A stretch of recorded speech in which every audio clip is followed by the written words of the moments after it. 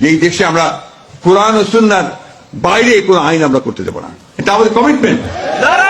এই দেশে বলে কোরআন চন্না বাদে কোন আইন করতে না, কোরআন চন্না বাদে কোন আইন করতে না, তাইলে তোর দাড়ি রাগে লাগ, তোর দাড়ি রাইকা বল আমরা হাদিস কোরআন মাইনা সেরা আমরা রাজনীতি করুম, হাদিস কোরআন মাইনা সেরা আমরা রাজনীতি করুম। তোর মুখে নাই দাড়ি, তুই কামায় কুমায় হিন্দু বেড়াইতের মতন যুগী বেড়াইতের মতন কামায় কুমায় হমান।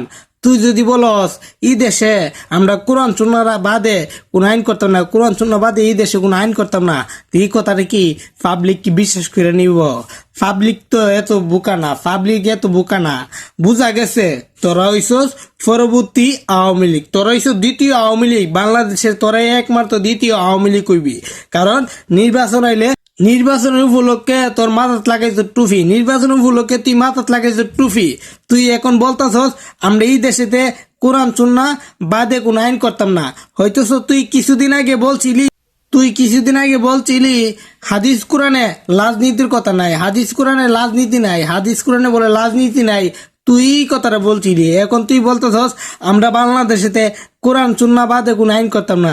তোর মুখে নাই দাড়ি, হিন্দু বেড়াইতের মতন কামাই কুমায়া ফুমশিপ কইরা হমান।